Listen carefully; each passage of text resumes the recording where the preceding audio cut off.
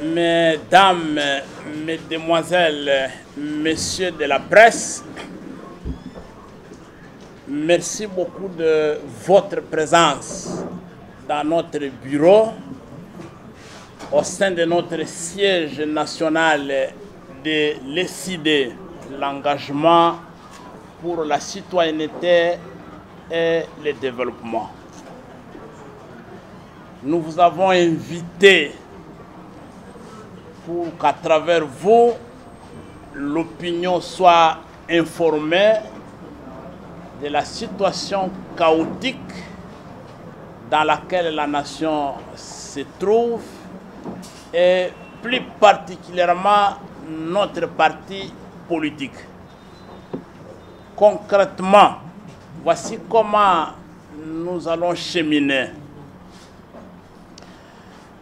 Personnellement, je vais vous décrire les faits politiques liés essentiellement à l'organisation de la marche du samedi que la coalition Lamuka a organisée. Quand j'aurai terminé la description des faits et le comportement défectueux qui s'en est accompagné, je vais accorder la parole à l'honorable Ados Ndombasi, l'élu de l'ECID dans la circonscription de la Funa. Il va vous faire part des menaces dont les cadres de l'ECID font l'objet de la part des services publics en charge de la sécurité des personnes et des biens. Et à la fin, je vais accorder la parole à l'avocat de notre parti, celui qui coordonne notre conseil d'avocats, c'est l'honorable Clément Moussa. Il est en même temps secrétaire exécutif de l'ECID pour les comptes de la province de la Tchangou. Et à la fin, nous allons vous rendre la parole pour nous poser des questions, des précisions, si c'est nécessaire. Voilà, chers amis, il y a une semaine et demie,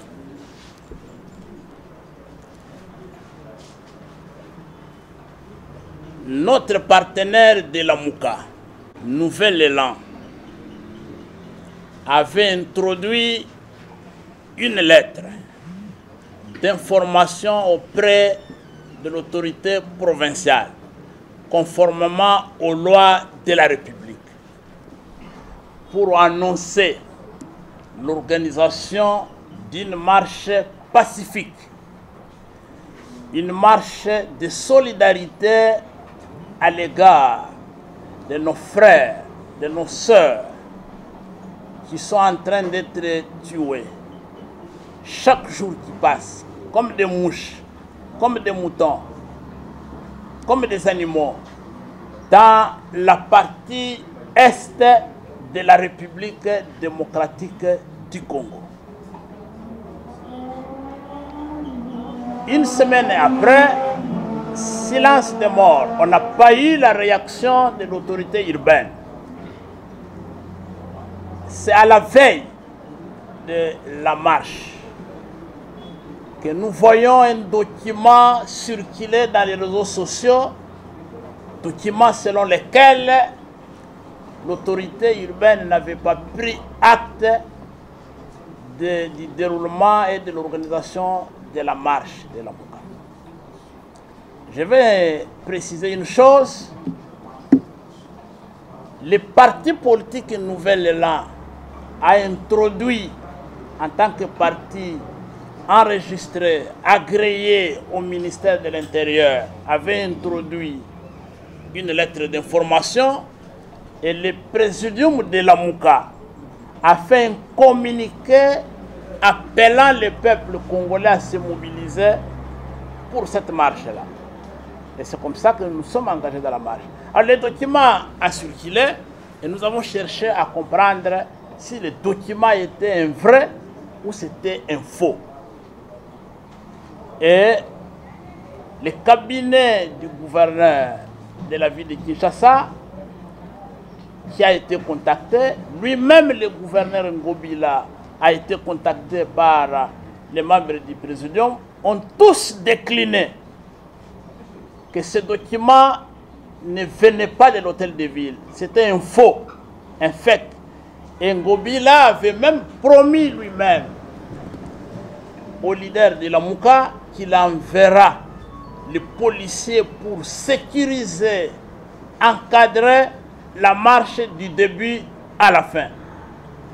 Et le matin, le samedi, nous nous sommes retrouvés à l'endroit indiqué dans le document qui a été déposé à l'hôtel de ville. La mobilisation était totale, générale. Les milliers de personnes sont venues massivement pour compatir aux souffrances de nos compatriotes habitant la partie est de notre pays. Vers 9 h, pendant que nous attendons les membres du présidium de la Mouka pour commencer la marche, on a vu un dispositif impressionnant. Des centaines de policiers, de camions, de pick-up, de jeeps. Et dans l'entretemps, on a vu aussi les éléments des forces armées de la République démocratique du Congo qui étaient là. On n'a pas compris pourquoi ces gens venaient avec ces attitudes. Et ils ont commencé à disperser les gens, à gazer. C'était les gaz lacrymogènes. Et nous avons résisté. Et les leaders sont arrivés. Nous avons commencé la marche. On a commencé la marche et nous avons été interceptés à un niveau par des troupes de la police nationale congolaise. Il s'en est suivi une répression sanglante, barbare, une violence injustifiée. On est passé à tabac nos cadres, nos militants, nos combattants, et un système organisé de vols, de téléphones, d'argent, de biens privés. Et nous avons eu suffisamment de gens blessés, de côtes cassées. Il y a même un compatriote qui est venu de Bunia,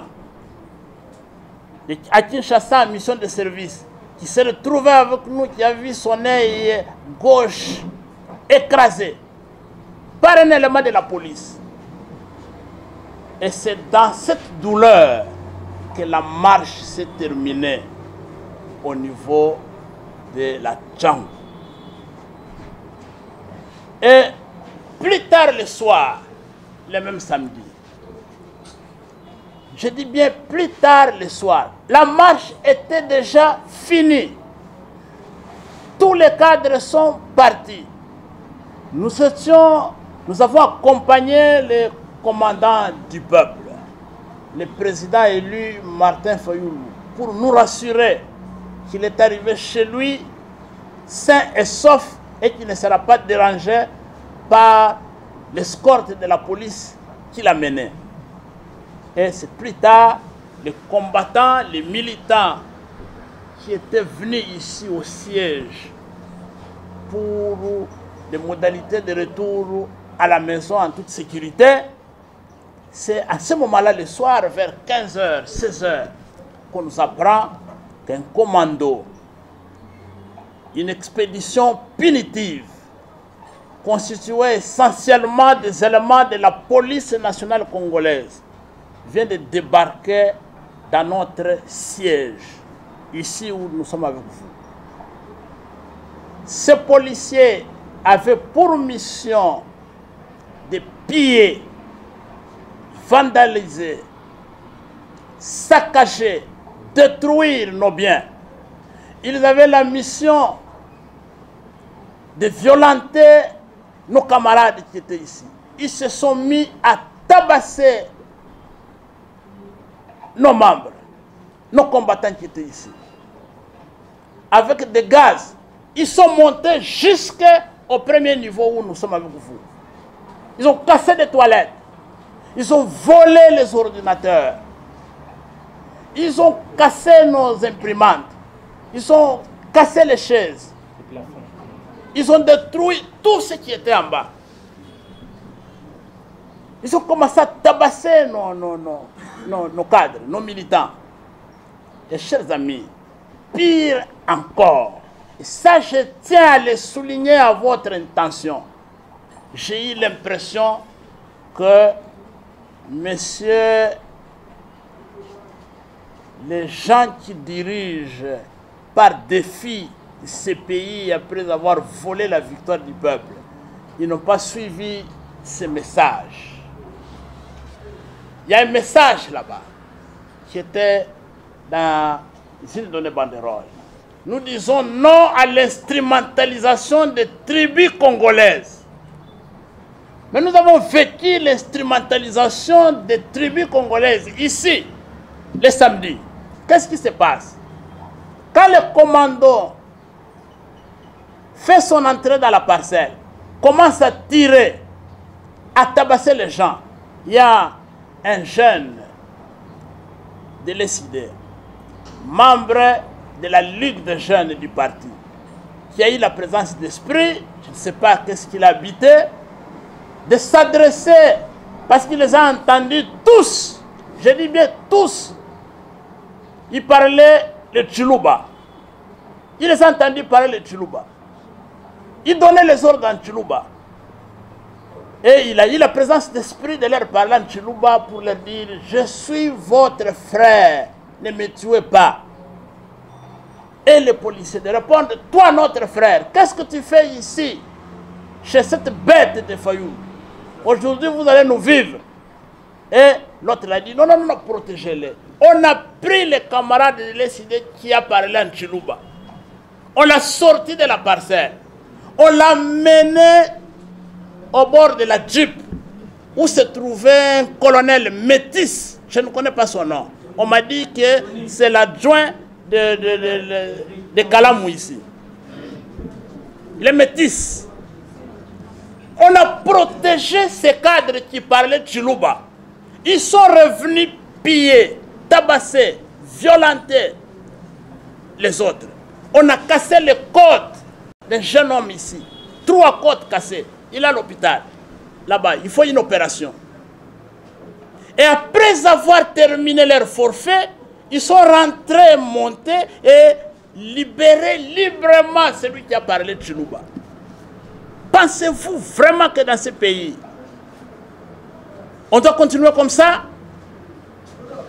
Aujourd'hui, parler de Tchilouba devient un passeport, un laissez-passer pour échapper à des violences. Nous disons trop, c'est trop. Nous en avons assez. Voilà, chers amis. Et une question m'arrive en tête. Est-ce que c'est réellement la police nationale congolaise, les enfants du Congo, formés par l'argent du contribuable congolais, qui peut se donner à ce genre d'actes? Je doute fort. Est-ce que la milice qui a été défaite et dispersée à Kingabwa, dont on ne nous a jamais parlé la destination, est-ce que cette milice-là, identifiée clairement par rapport à son appartenance à des partis politiques aujourd'hui jouisseurs au pouvoir, est-ce que ce n'est pas cette milice qui a été incorporée dans les services de sécurité en train de se comporter comme si notre police était au service des individus? C'est une interrogation. Mes chers amis, Comme si cela ne suffisait pas. Comme si cela ne suffisait pas. Hier encore, pendant qu'ils étaient à l'investiture de M. Sama Lukonde, que nous considérons ici à l'ECD comme l'expression et la consommation du butin du braquage électoral du 30 décembre 2018. Après leur fête de honte, ils reviennent encore en expédition punitive à 17 h, pendant que nous devions avoir notre réunion d'évaluation de la marche qui a été dispersée dans la violence. Et nous sommes encore, une fois de plus, attaqués. Les jets de pierre, ici, au siège de l'ECD. Et la police arrive comme dans un champ de bataille. Et la police se met encore à nous gazer, nous qui sommes attaqués. Et ces voyous repartent paisiblement. Ils repartent paisiblement avec un drapeau à main. Il y avait une dizaine de camions ici. Je pensais que c'est pour les arrêter. On n'a arrêté personne. Et par contre, ce sont nos militants qu'on arrête. Les gens qui sont dans leur siège en train de faire la réunion, on les attaque par des délinquants, des inciviques. Et la police arrive, arrête nos militants dans leur propre siège. Et nous en avons deux qui sont à Lipekine. Nous avons Daniel Ndombolo. Et nous avons Tonton Toumessa. Tonton Toumessa. Cadre de la Ligue des jeunes du camp Luka, qui était ici. L'autre, c'est un cadre du parti à Moamba. Il habite Lemba. Les deux sont en prison là-bas pour avoir été attaqués. Chers amis, voilà la situation dans laquelle on se retrouve. Ceux qui avaient cru et pensé que le kabylisme est fini doivent déchanter, parce que les pratiques de la Kabylie pour lesquelles nous avons perdu les Rossi, les 13 Kapangala et bien d'autres dans les différentes manifestations, ces pratiques continuent comme par le passé. Et nous sommes en train de vivre le kabylisme et le moboutisme dans leur phase primaire. Ils ont été attaqués dans notre siège. Ils ne sont pas... C'est ici au siège où les inciviques nous ont attaqués, mais ceux qui nous attaquent partir et prendre nos camarades comme des là-bas. Et nous sommes en train de faire des marches. Nous demandons à la police de Liban et à toutes les organisations des droits de l'homme de veiller sur la santé physique. Le 14 octobre, le président élu Martin Fayulu, à cette époque coordonnateur général à la Mouka, a initié qui marche moko kaka pona mamozo le kana est pays. Bomona qui marche en onengezala qui reprimé de manière sanglante. Ba beti batu, ba buki ba mâchoire, ba côte, ba kangi batu. Batu ba zoki makasi na suka na ngokutu, batu bolaka ba pneu. Il y a président élu Martin Fayulu. La police basenga qui pardon. Basenga qui pardon, balobi que non, il y a eu des infiltrés, bolimbi sabiso, nalikamo oyo salamaki mokolo wana. Mais tu vois comment on a l'issue que le 24 avril, le même comportement s'est observé. Des milliers de policiers baillés pour reprimer marche na biso pacifique banekonangai. Nenge ba condition biso à la Mouka ba otikoloba na point de presse na point 6. Comment se fait-il banekonangai bazobo biso na est ya pays ba congolais va décider, va marcher. Pour baloba non à l'extermination des Congolais au Ezoleka na Est pays. Doloba non na génocide au Ezoleka sous la barbe de la communauté internationale. Mais comment se fait-il qu'il y a d'autres Congolais qui envoient des policiers pour tabasser des Congolais qui disent non au génocide congolais? On vient tabasser des Congolais qui disent non à l'extermination des Congolais à l'est du pays. Est-ce que ça a un sens? Est-ce que vous ne comprenez pas qu'il y a une complicité quelque part? Ça fait la deuxième fois.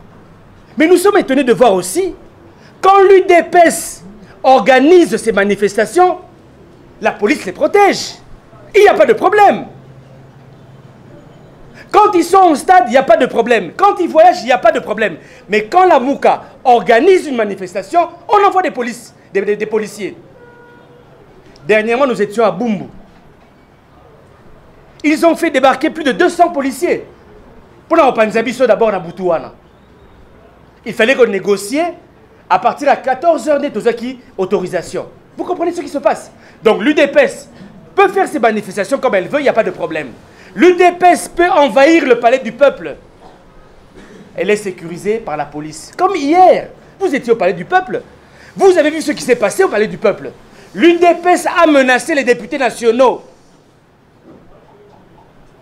Les députés nationaux ont eu peur, même de débattre sur le programme d'action proposé par Sam Lukonde. Sécurisé totalement par la police. Nous ne comprenons pas ce qui se passe. Le 24 avril, nous avons été menacés. Voilà un Moko. Policier Moko Azali sous le commandement du colonel Wazwa. Azali dans le district ya Tchang. Alobi bo continuer ko sakana. Tokoboma cadre Moko à la Mouka à Kalamingiti. Mais comment accepter cela, cher ami? Et puis à ce qui a kimi a qui continuer ko yiba ba téléphone. Voilà les loyo police autokomina na kata mboka oyo. Police Moko ya kuluna. Police Moko ya ba bandit. Mais comme on le dit, il n'y a pas de mauvaises troupes, il n'y a que de mauvais chefs. C'est pour vous dire aujourd'hui que ce qui se passe dans la police congolaise est scandaleux. Neko maramwa otukoloba.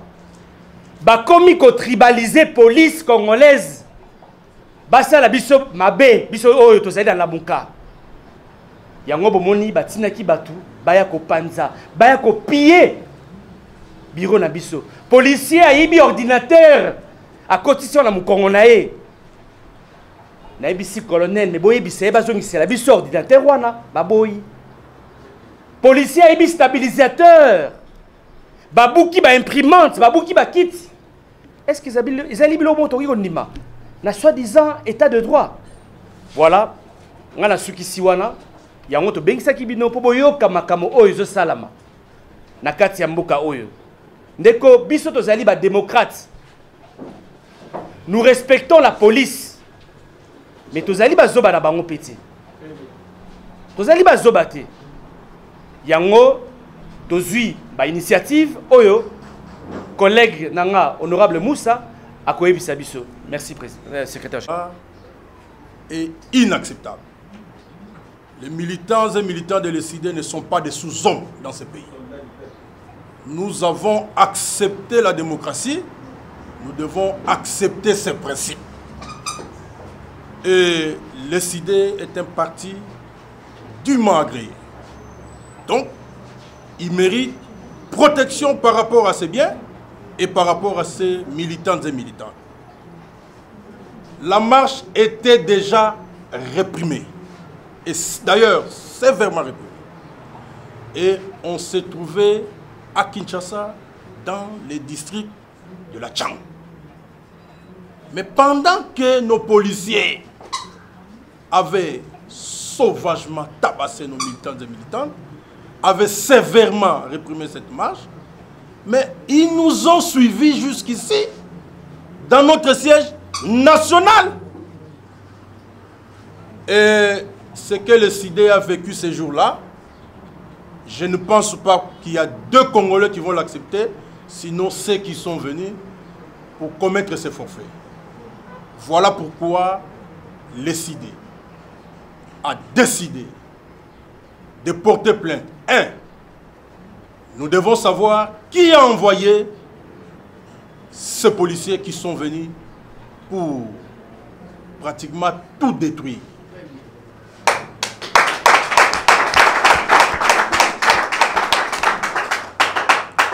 Pourquoi, alors qu'à l'est du pays, les gens sont en train de mourir en masse, on va chercher d'autres morts à Kinshasa? Mais ces coups portés contre nos militants et militants, ces blessures, aujourd'hui il y a des gens qui sont fracturés au niveau de la crâne, qui ont perdu certains organes de leur corps, et cela est inacceptable. Le siège du parti doit être protégé. Et la police nationale, qui a pour mission première de protéger les personnes et leurs biens, a failli à sa mission. Voilà pourquoi la première personne que nous allons poursuivre, c'est le général Kassongo. Parce que nous ne voyons pas comment un colonel Métis, non autrement identifié, nous allons l'identifier d'ici là. On nous parle soit d'un monsieur Alain, soit d'un monsieur je ne sais pas qui, mais nous les connaissons. Nous allons l'identifier et ça va être une plainte contre le général Kassongo et ce monsieur non autrement identifié, ainsi que toute la bande qui s'est présentée devant les sièges de l'ECD.